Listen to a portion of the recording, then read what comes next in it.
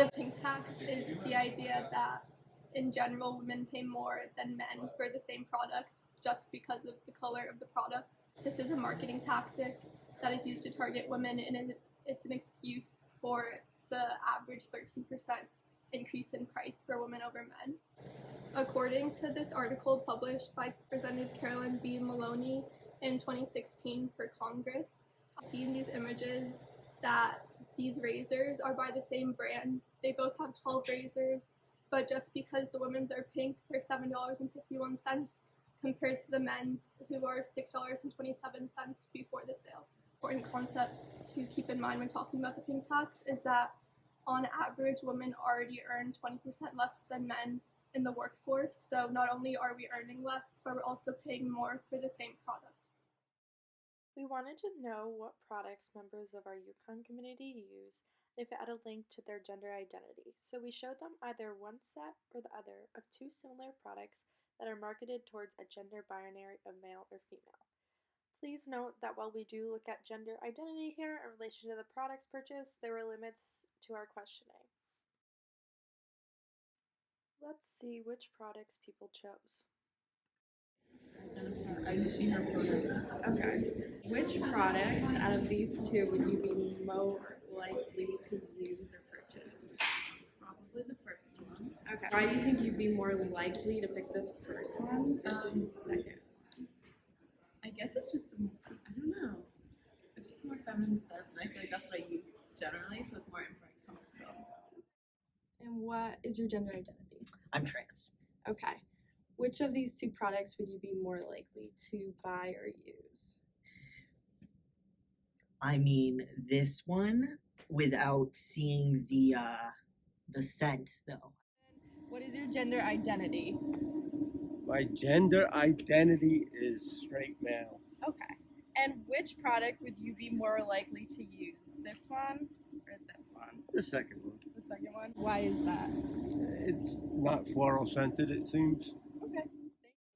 And what is your gender identity? Non-binary. Okay. And which of these two products would you be more likely to choose? Just these two? Mm-hmm. Probably this one. Okay. Why do you think that is? It's just like, I don't know. I think part of it is like me just using like mostly like what my family does, but then it's also like my family is mostly made up of women identifying people. Okay. So it's just like kind of just like buying that because I guess I don't know, fit in with like the rest of my family's doing. Okay. I do. Okay. And what is your gender identity? Identify as male. Okay. And which of these two products would you be more likely to choose? I would say the bottom And why is that? one. Probably because it's marketed more toward me, and can I see the one above? Mhm. And yeah, I don't know. The one above feels like it wouldn't be as like heavy duty or work as well, I suppose.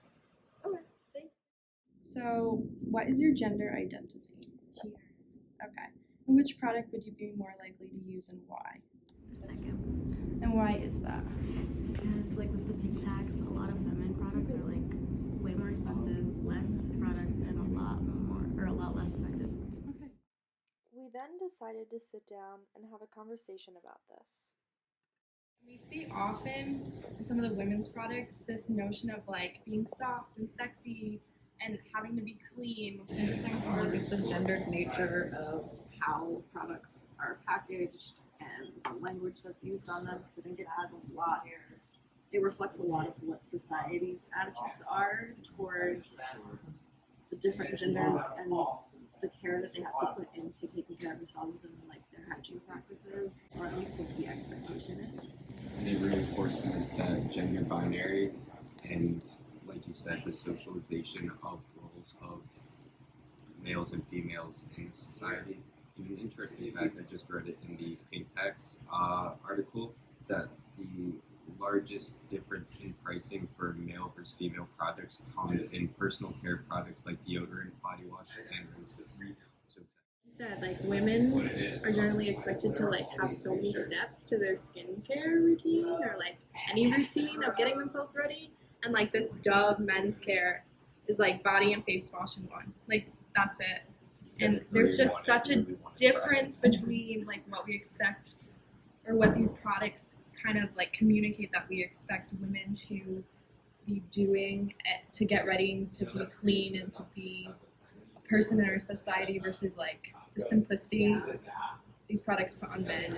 Kind of extremely disgusting how females or those who are raised to be females are promoted to act in ways such as sexy when buying their deodorant, when kids realistically need to start buying deodorant when they're like 11, 12, 13. And that's just kind of repeating the cycle of sexualizing females in society. And it kind of reinforces this idea of gender in like everything we do. Yeah, it definitely like very much reinforces the gender binary and causes an issue for anyone who is gender divergent and occupies the space outside of male or female. Because when you go to the store and you're buying products that are opposite or they don't really fit with your gender identity, it is just another way to be like unaffirmed in your gender. Yeah. And it can obviously put people in awkward positions with like, you now have to walk up to the counter and place this thing on the belt. Yeah, like when you're walking down an aisle, it's very obvious who a product is marketed for.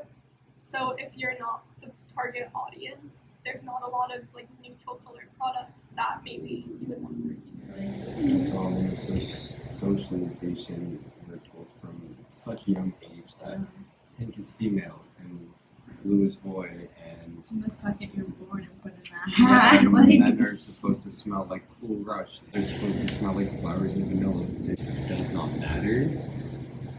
Smell how you want. It should all be for pure enjoyment.